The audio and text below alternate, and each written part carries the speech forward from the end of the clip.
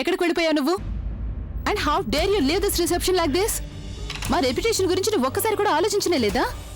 నానమ్మ ఎంత కంగారు పడిందో తెలుసా నీకు? నువ్వు తన్నేమీ అనకు. విషయం అలాంటిది. మరి తను ఉన్నట్టుండి వెళ్లాల్సొచ్చింది.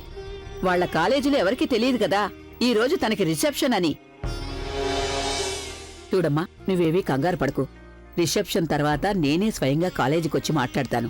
ఇక నువ్వు తొందరగా తయారైపో. గెస్టులందరూ వచ్చేస్తారు. నువ్వేంటి ఇంకా ఇక్కడే నిలబడి చూస్తున్నావు? తయారైపోయావు కదా, వెళ్ళి అతిథుల సంగతి చూడు. చూడమ్మా, నీకిప్పుడు ఏ సమస్య వచ్చినా సరే నాతో చెప్పు. నేనున్నాను కదా.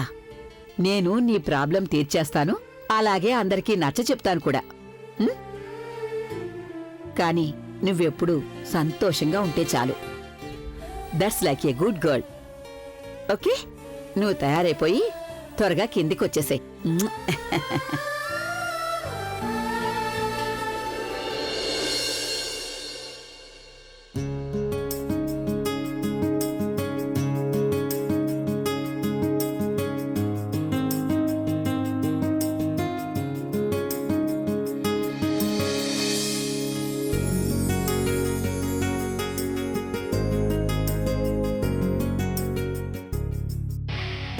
ఇది మీ వీధిలో జరిగే ఫంక్షన్ కాదు, ఇది మన వెడ్డింగ్ రిసెప్షన్. So smile. నాకు తెలుసు ఇప్పుడు నీకు నవ్వు పూర్తిగా కరువైందని, కానీ నీ పెళ్లి చాలా గొప్ప ఇంట్లో జరిగింది కదా. So we can afford it. So please smile.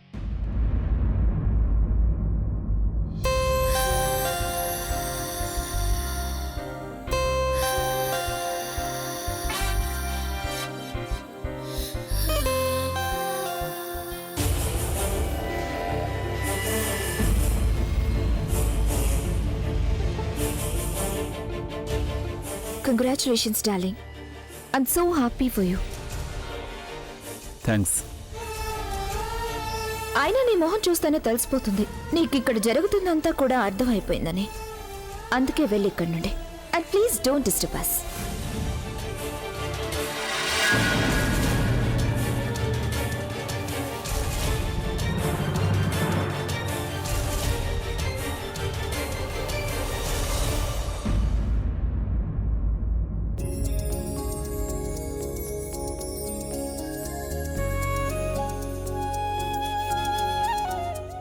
రండమ్మా రండి. ఎలా ఉన్నారు అందరూ? నమస్కారం. నమస్కారం అండి.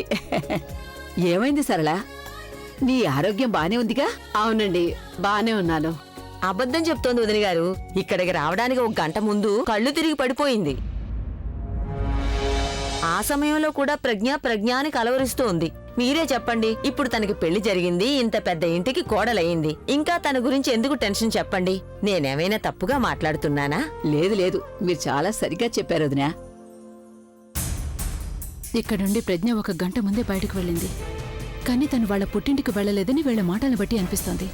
ఒకవేళ తను పుట్టింటికి వెళ్ళలేదంటే ఎక్కడికి వెళ్ళుంటుంది?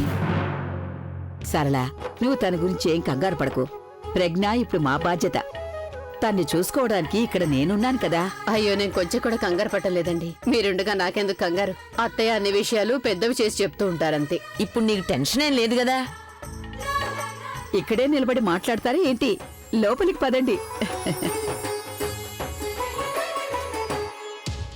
ఈ ప్రజ్ఞ మేడం ఏ వాట ఆడుతుందో ఇప్పుడు నాకు అర్థమైంది.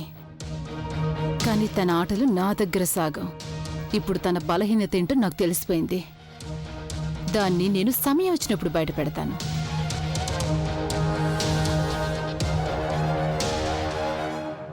వదినా, నువ్వు నాకు దొరికిపోయావు.